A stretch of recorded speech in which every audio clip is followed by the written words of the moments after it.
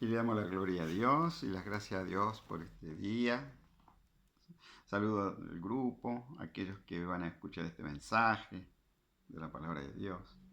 Y bueno, ahora se acerca la Pascua y bueno, ya estamos en esta semana y así que vamos a leer algo alusivo, ¿sí? al, al, a la Pascua de Resurrección de nuestro Señor Jesucristo. Y vamos a leer un acontecimiento, bueno, que tradicionalmente por ejemplo, en el caso de la Iglesia Católica lo festeja un domingo antes, le dicen el Domingo de Ramos, ¿no? Y eh, nosotros, la Iglesia cristiana en general, la Iglesia evangélica no lo hace, toma recordatorios, sí, toma recordatorios, pero lo hace como quien dice, de otra manera, pero siempre es el mismo caso, ¿no? Pues, en este caso, a través de una lectura bíblica, de una lectura, sí, de una lectura bíblica, digo bien. Así que bueno, vamos a leer, por ejemplo, en el libro de San Mateo, en el capítulo, el Evangelio de San Mateo, en el capítulo 21. Capítulo 21, vamos a leer un pasaje bastante completo, un pasaje más largo, tiene unos 10, 11 versículos. 11 versículos. Leemos el pasaje que nos recuerda este acontecimiento, que ahora vamos a ver de qué se trata, ¿no? El tema de, lo, de este Domingo de Ramos, que como lo suele llamar la Iglesia Católica. Dice la palabra de Dios: cuando se acercaron a Jerusalén y vinieron a Betfagé, al monte de los olivos, Jesús envió 2 discípulos diciéndoles: id a la aldea que está enfrente de vosotros, y luego hallaréis una asnatada y un pollino con ello. Desatadla y traédmelos. Y si alguien os dijere algo, decid: el Señor los necesita, y luego los enviará. Todo esto aconteció para que se cumpliese lo dicho por el profeta cuando dijo. Vamos a ver qué dijo el profeta.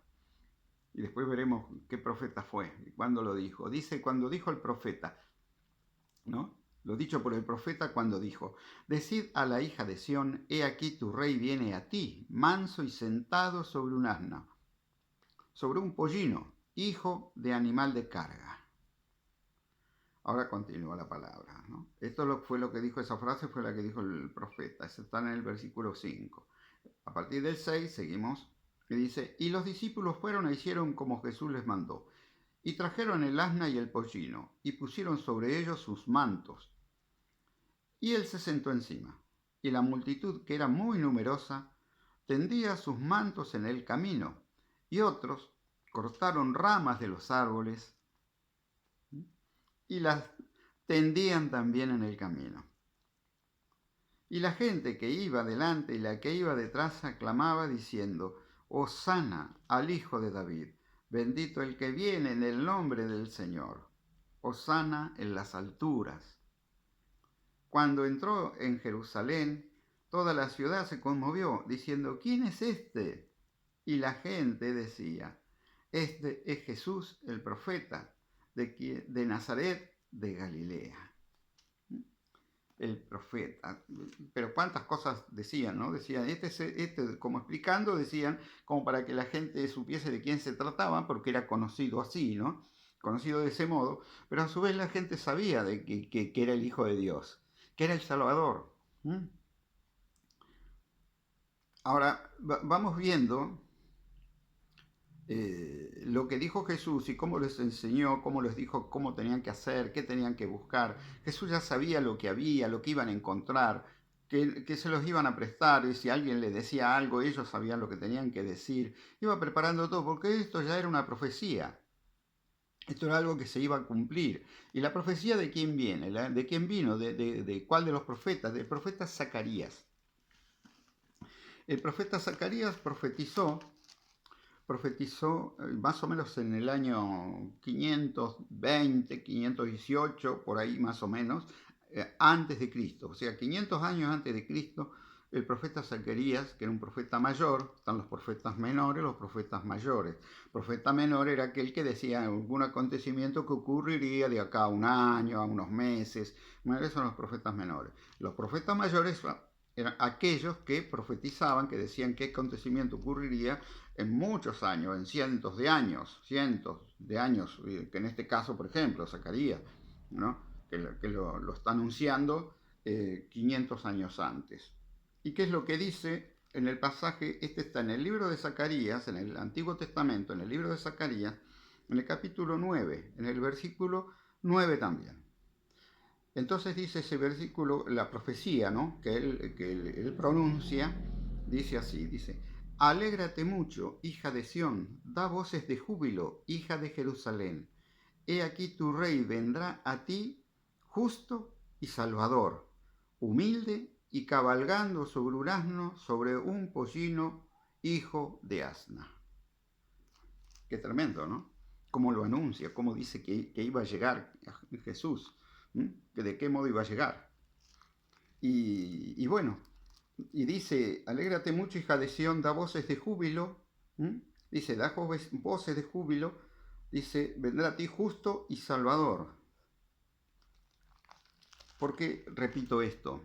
Porque justamente los gritos de júbilo que daban gritos de júbilo la gente. Y los gritos de júbilo que utilizaban dice, y la gente que iba delante y la que iba detrás aclamaba diciendo: Hosana al hijo de David.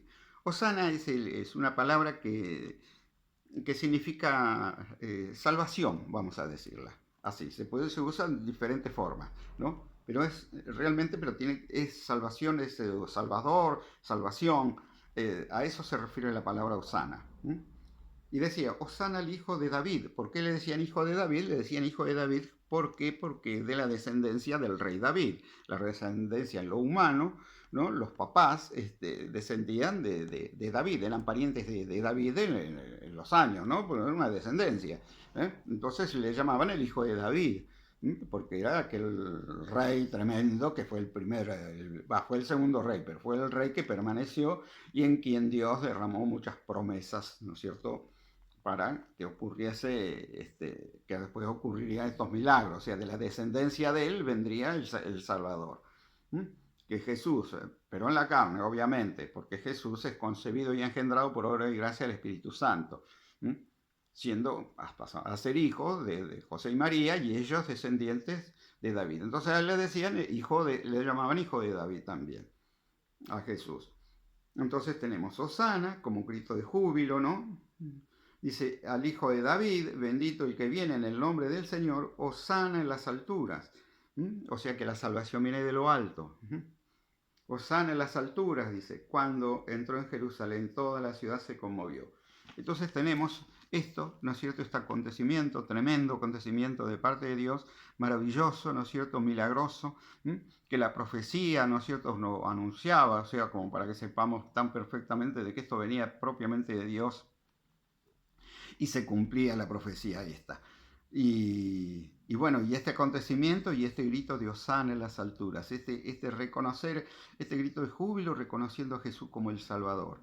¿Y qué más podemos decir? Podemos decir que al final decía, para aclarar más todavía las cosas, la gente decía, este es Jesús, al que lo preguntaba, ¿quién es este? Este es Jesús el profeta de Nazaret de Galilea. O sea, aquel que sanaba, aquel que curaba, aquel que hacía milagros, prodigios y maravillas. Es decir, que Dios, ¿no es cierto?, alertaba al pueblo, el pueblo ya se daba cuenta, el pueblo lo aclamaba como Salvador, como el Salvador, y no solamente como el Salvador. Hoy podemos decir que este Salvador que Dios envió en su amor y misericordia para que nosotros podamos encontrar ese camino a la vida eterna, este Salvador no solamente es Salvador, sino que hacía, como dice más abajo cuando habla de profeta, ¿no?, como aquel que vino también a ayudarnos a que esta vida, ¿no es cierto?, esta dura vida que puede ser en momentos difíciles, que puede ser muy dura, muy difícil, bueno, que sepamos que está ese Salvador que también hace milagros. Ese Salvador que también nos ayuda, nos consuela, nos levanta. Ese Salvador, Jesucristo de Nazaret. Este Salvador que os sana en las alturas, aquel que vino de lo alto a salvarnos, también tiene misericordia con su pueblo, tiene misericordia con sus hijos, con aquellos que creen, y esa misericordia la va derramando a través de la necesidad. Ahí donde está la necesidad, haciendo prodigios, milagros, maravillas con nuestra vida, fortaleciéndonos, levantándonos de algún modo cuando a nosotros nos parece que tenemos ese cansancio, que tenemos esa situación dolorosa, triste, viene y nos consuela, nos da ánimo, nos da un carácter que podamos avanzar y seguir avanzando y no bajar los brazos ante ninguna dificultad, sino que recomponernos y seguir adelante.